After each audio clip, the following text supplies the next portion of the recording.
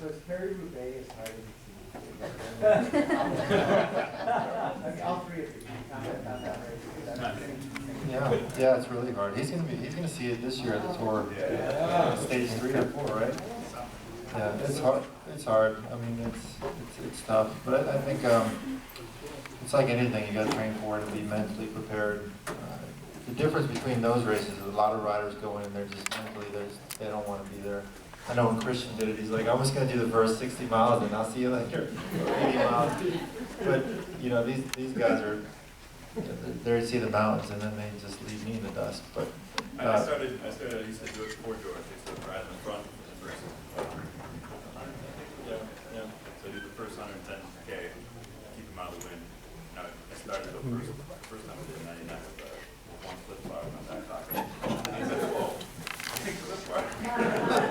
But you know, I had the best seat in the house because I used to get to go to the first speed zone. I went to the car, went to the finish line, and eating my bocadillo, watching the big screen, watching George race over the cobblestones. I was all nice and clean. But yeah, it is as hard as especially like I can't go that fast. George can go much faster over the caliber. It's almost like it seems like you guys are just playing over it. You know, like when the slower you get, it's just a bump. yeah, it's all about finding the line, the position yourself. You know, I think like Andrew's really good. I'm sure he won't have a problem because he grew up in an area like this where you always got to be conscientious of traffic and people and riders. And it really helps with your awareness, and you can really use that in the peloton. Because there's guys that will get to those situations and they can be the best guys in the race, but if they're not good at getting to the front of those situations, they may never see the front again in races like Paris-Roubaix. Is there going to be a team time trial this year? 14? No, this year there's only one time trial. I think it's the second to last day. Did they do that? It's like a 54, 55K time trial. Just one. No team time trial this year. Yeah. I know everybody always loves that. It's like, yeah, they need to bring that to the U.S. to California or I Colorado. heard something really interesting earlier. You know, you see a lot of you guys that make the transition from being like amateurs to pros. I mean, can you talk a little bit about what it takes to compete as a pro and how your training has to change? I mean, you know, you're an amateur and you're killing everybody in the college circuit, then all of a sudden you go into pros and you're with guys that are phenoms everywhere next to you. How do you differentiate yourself? How do you compete at that level? What are the changes in your training you guys go through to evolve to that level of competitive cycling? I was born pro.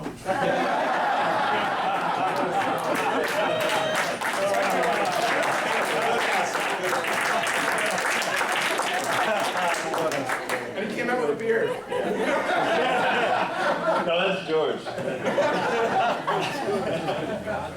Answer Lady I can't answer that anymore, man.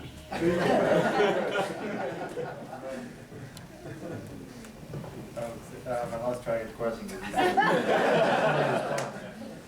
It's like anything. I mean, there's certain levels of talent. The talent will only get you so far, and where the difference gets made. Everybody at the Pro Tour level is incredibly talented. They were all the best in their states or regions or countries. They were all the top 5.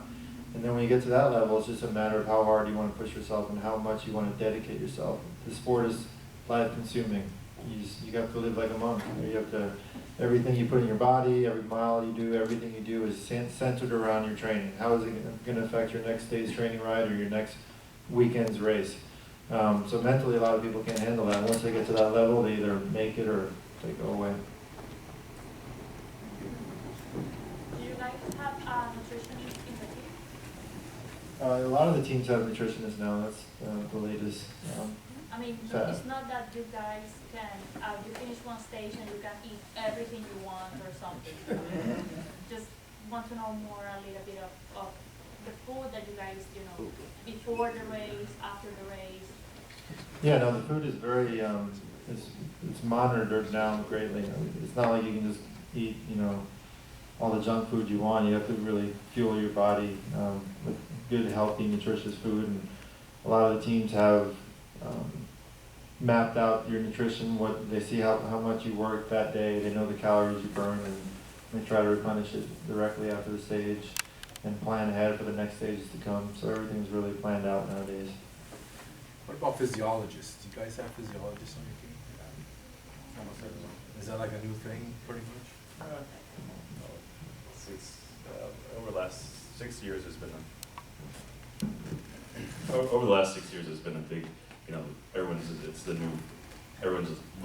uncovering every stone you possibly do. I mean, just like, will it be the nutritionist, or the physiologist, or the wind tunnel, or the fabric on your skin suit, the helmet, wheels, bikes, components, everything is taken into account.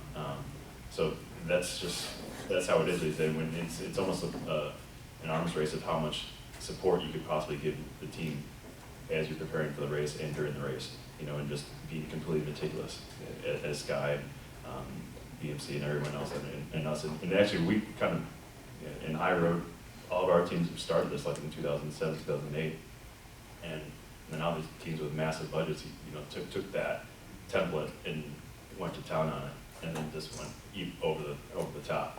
So yeah, there's nothing that hasn't been thought of right now, and it's constantly evolving, And it has, They're working, like you said, like, was wetsuit and stuff, like, what's gonna be the next thing that's gonna be for the cycling?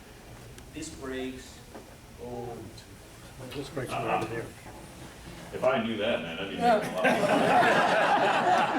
Behind the scenes, what are you seeing coming up? Beards. Yeah, not facial hair. No, I don't know, man. Disc brakes, a lot of people say that, but disc brakes could be, everyone would have to have disc brakes, because your brakes are working and the guy behind you isn't. You're gonna someone's gonna slam right into you, and things like that. So there's a lot of things that need to be worked out. But really, I have no clue. I mean, people have, they even had, like, I think Sky had like portable saunas, like guys could take saunas on the rest days and stuff. I mean, so things that just, everything you could possibly, like I said, everything you could dream of. Does every team car that's following the group have a spare for each cyclist? Yeah, and we have 2 cars that actually follow you. So there's So there's actually 2 spares? yes, you have 2 spares. And then so there's What do 2. you do with them? Yeah, they just wash them every day. They're cleanest bike in the world. But no, there's 2 cars that follow. So there's usually like 21 or 22 teams. 22. Yeah, so there's 44 team cars following at all times. It's a real green sport. I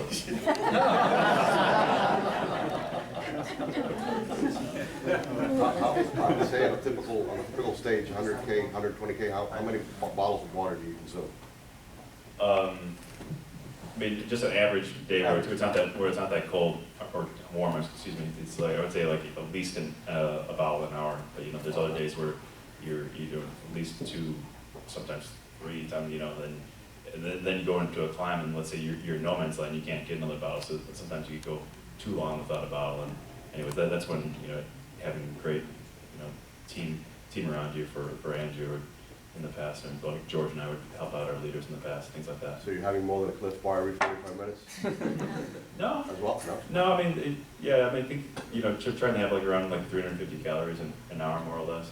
And it's more like just being consistent, having a constant flow. It's not like going, 3 hours full gas and then having a Big Mac, No rice and beans. No. Yeah. how big of a difference did converting from training with just heart rate to power, like how big of an improvement did you guys make when you guys made that transition from training with heart rate to power? Yeah, it was a massive transition. I mean, I can't even imagine my bikes without power these days. I mean, even my mom bike has power, and we like having the feedback, of seeing what you've actually done, what you've accomplished. But one of the biggest ones is not even that. It's the record, for months on end, even years, and look back on years of what you did in November 20th. 4 years ago, you could see exactly what you did and how much power you had done at that time versus how much you weigh and things like that. But the biggest difference, I would say, is being able to send your coaches far away. And like my coaches in Holland, being able to do that. This is Cameron. He came down on me.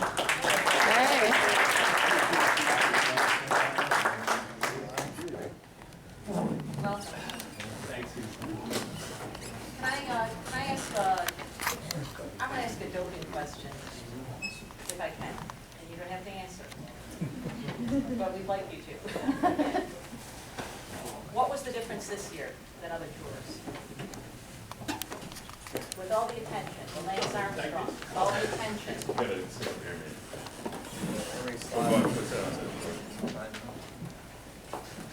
The doping question. Look, the doping question is really obviously something everyone gets sick of. And I didn't come into the sport until pretty much it was all finished. I started in 2007. And when I started, luckily it was when I started, so I expected to suck. So, yeah, you spend a lot of time chasing your tail. And at times you train hard, you thought you were going really well, you go to race, you get your ass kicked, you go home, you train harder, and to the point where I got glandular fever. Lots of riders used to get really sick. You couldn't figure out why you could be that strong in training and then just not compete. And then after sort of 2009, 2010, fortunately at the time I started racing professionally, things started to become a little bit different. And then by this year, you can literally now watch your power meter and predict what's going to happen. The problem is you still got to have the legs to follow it. But you can actually, so you could be on a climb, say for 30, or say an hour, and say you're at 400 watts. You know at some point someone will do probably 500 for 5 minutes and they'll blow the field apart, and then you'll be left with a selection. And you can literally, and I'm sure Andrew could back this up because he's had a phenomenal year, you can actually read it on your power meter and like, right, that's what's going to happen. And basically to the minute, to the second, riders are exploding and things like that. So the awesome thing is now you start every race, you believe you can actually achieve something. And the problem is whether you're good enough to actually go on and do it. But at least now you're rewarded for your work. Whereas in the past you probably weren't. But fortunately, particularly for Andrew and I, we weren't involved in the sport back then. So who cares what happened then? What's important next year? So, George, what was it like to ride with Lance that many times? At that level, with that pressure, with that insanity?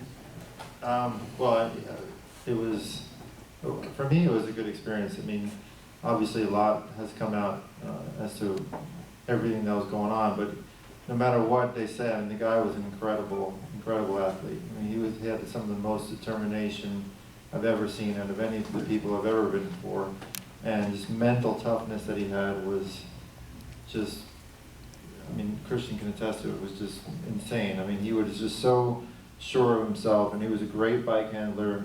I mean, he did 7 Tour de France's, won 7 Tour de France's, and there's no way you can say it was only because of doping. I mean, these guys know the Tour de France is insanity.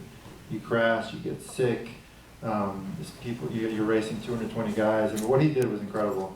And unfortunately, like Cam said, it was just a really messed up era of the sport, and I call it the wild, wild west era. I mean, if you didn't have your guns in these towns, you weren't going to survive.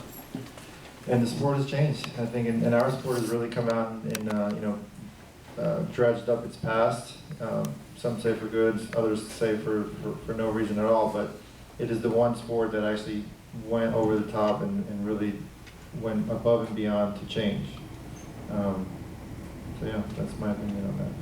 George, out of all the Tour de France that you did, what was the best that you feel like this was great? This was my year, I did a great race. Oh, that's a good question. Like personally going or for fun? Yeah. Probably the funnest tour I had was 2009 because I was with HCC and I was with Cavendish. He's every day he has you cracking up in the bus. He's just a really funny guy. And the team won 6 stages. He doesn't seem that funny when. No, I know, because he's really intense, but around his teammates, he's hilarious. So that was a fun year. And then 2011, when we won with Cadell, was also really fun because it was a year where people really questioned my decision to go to BMC. They thought it was like I was just trying to phase out of my career and go to a really small team, and that was like my retirement year. And then a year later, we won the Tour de France, the biggest race in the world. So that was probably the most gratifying